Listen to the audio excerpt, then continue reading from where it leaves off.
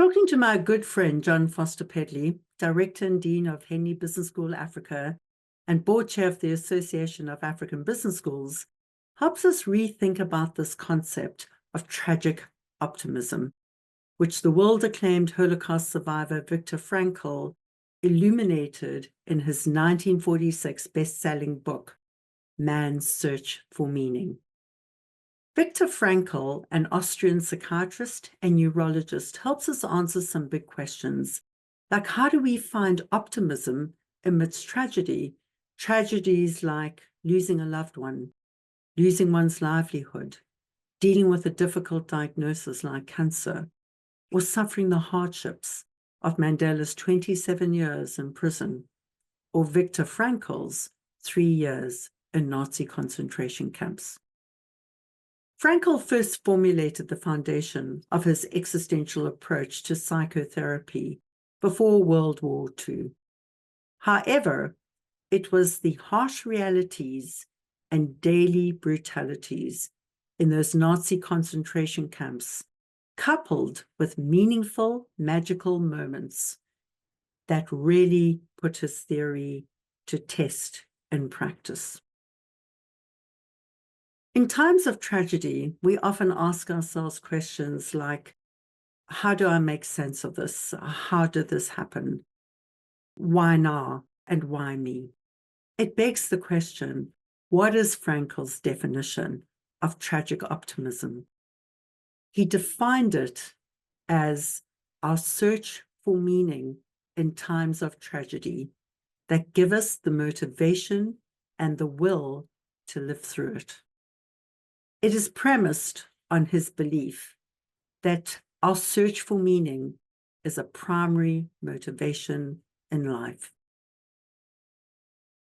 So, in times of tragedy, how do we transcend that tragedy and find tragic optimism?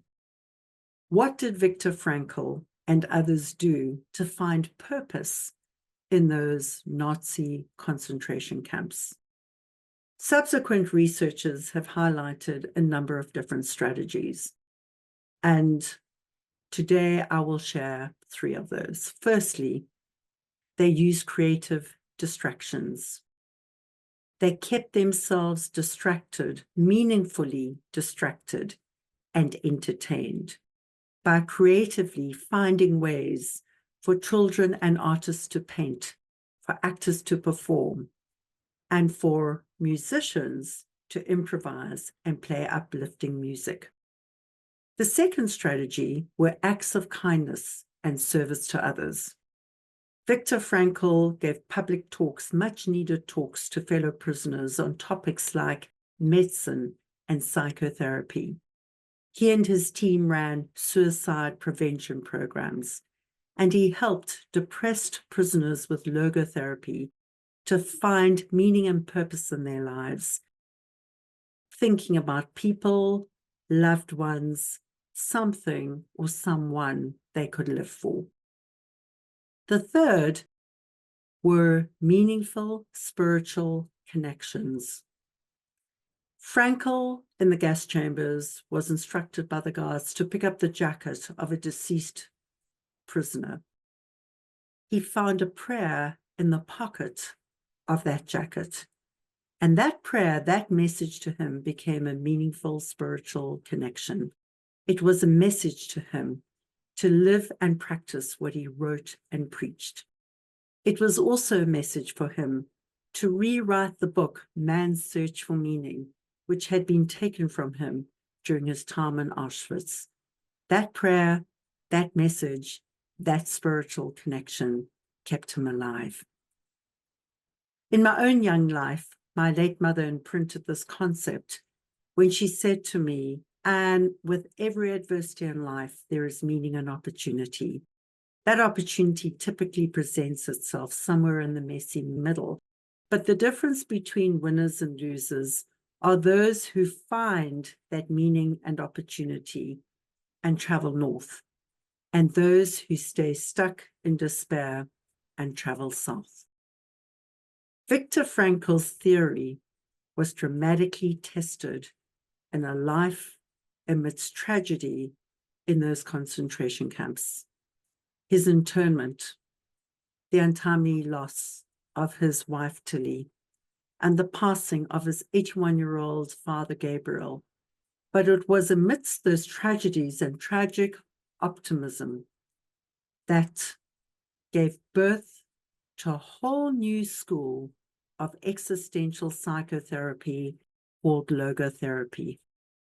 Despite the critics, Frankl shaped modern psychological thinking. He went on to speak and teach at 200 universities. He published and authored 40 books in 50 languages and was awarded 29 honorary doctorate degrees. Viktor Frankl led an extraordinary life until his passing in 1997 at age 92. But it was the work in those Nazi concentration camps, man's search for meaning, and tragic optimism that lives on and captured the hearts and minds of theorists, of practitioners, of researchers, and everyday people worldwide.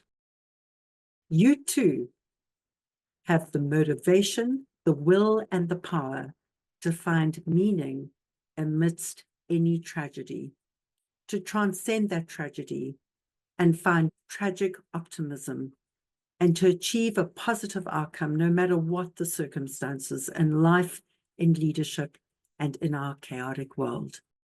So until next time, remember that leading boldly is about making meaningful, bold choices. And bold leadership is about taking bold action, just one small step at a time, one step for you, but like Viktor Frankl, a giant step for humanity. Take care and take meaningful, bold action.